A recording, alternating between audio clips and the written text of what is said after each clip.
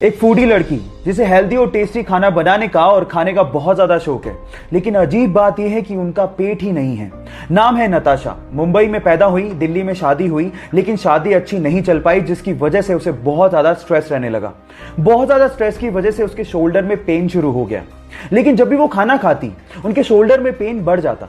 एक डॉक्टर से अच्छे से चेक करवाने के बाद उस डॉक्टर ने बताया कि उसके पेट में ट्यूमर है और सर्जरी करनी पड़ेगी।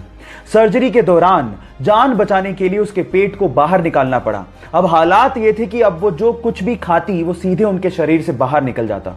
अब सर्जरी के बाद उनके पास सिर्फ दो ही चॉइस थी, या तो वो जिंदगी जीना छोड़ देती या फिर वो भरपूर जीती, और उन्होंने सेकंड चॉइस को अपनाया और फाइनली आज वो द गटलेस फूडी के नाम से फेमस है।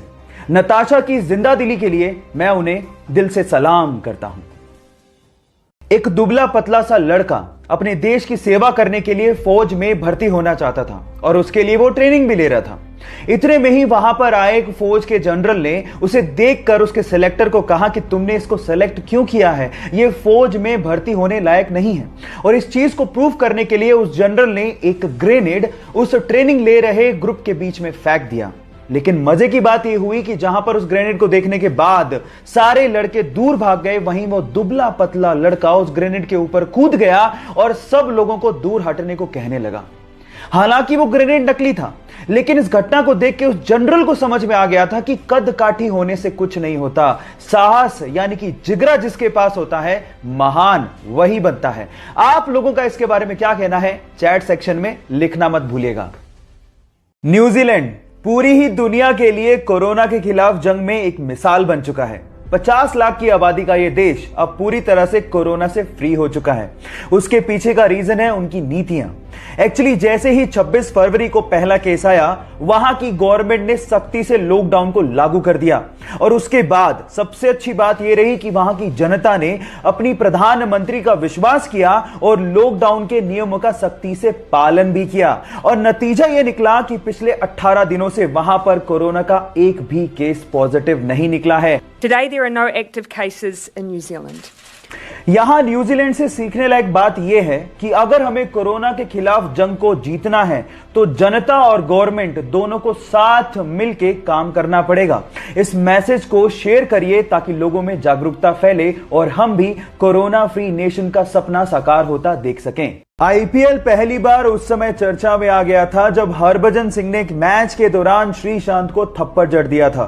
एक्चुअली हुआ कुछ यूं कि मुंबई इंडियंस किंग्स 11 पंजाब के खिलाफ मैच हार गई, तो उस टाइम पे किंग्स 11 पंजाब के गेंदबाज श्रीशांत ने हरभजन सिंह, जो कि मुंबई इंडियंस के कैप्टन थे, उन्हें कहा हार्ड लक। तो इस बात पे आपा खोते हुए हरभजन सिंह ने श्रीशांत को थप्पड़ जड़ दिया और इसी वजह से आईपीएल के पूरे सीजन के लिए हरभजन सिंह को बैन कर दिया गया और बीसीसीआई ने 5 वनडे मैचों के लिए भी हरभजन सिंह को बैन कर दिया। गाइस, हर खेल के बाद हार और जीत तो चलती रहती है, लेकिन हार के बाद आपा खोना अच्छी बात नहीं है। आपको इसके बारे में क्या लगता है, चैट सेक्शन में लिखना मत भूलिएगा। गाइस, क्या आप लोग भी पब्लिक वाईफाई को बिना सोचे समझे इस्तेमाल कर लेते हैं क्योंकि वो फ्री में मिल रहा है? तो आप सावधान हो जाइए क्योंकि आपके साथ फ्रॉड हो सकता है। क्योंकि पब्लिक वाईफाई सबके लिए ओपन होता है और उसके लिए कोई ऑथेंटिकेशन की जरूरत नहीं होती।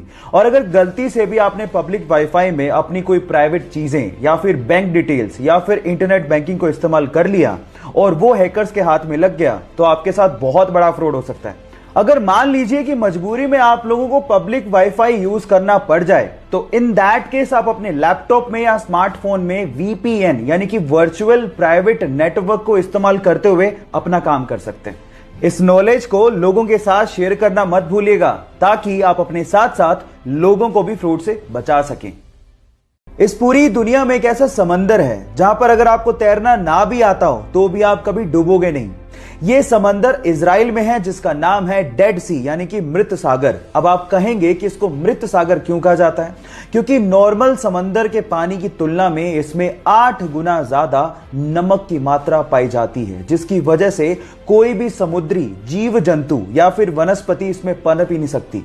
इसमें मिनरल्स और सॉल्ट इतने ज्यादा है कि इसकी वजह से इसकी डेंसिटी बहुत ज्यादा है और उसी वजह से आप इसके ऊपर फ्लोट करते हैं और कभी डूबते ही नहीं हैं। क्या आपको इसके पहले तक ये फैक्ट पता था? और अगर नहीं पता था तो चैट सेक्शन में लिखना मत भूलिएगा। साल 2020 एक ऐसा साल है जिसमें हमें अजीब अजीब सी घटनाएं देखने और सुनने को मिल रही हैं और कुछ ऐसा ही देखने और सुनने को मिल रहा है महाराष्ट्र के बुल्ढाना जिले की लुनार झील के लिए, जहां का पानी अचानक से लाल हो गया। बहुत सारे तर्क दिए जा रहे हैं, लेकिन साइंटिफिक तर्क यह दिया जा रहा है कि लुनार झील का पानी इस वजह से लाल हुआ क्योंकि वहां पर हेलोबैक्टीरियम की मात्रा अचानक से बढ़ गई।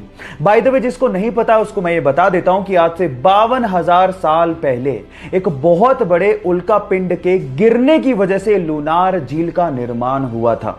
क्या इसके पहले तक ये फैक्ट आपको पता था? और अगर नहीं पता था तो चैट सेक्शन में लिखना मत भूलिएगा।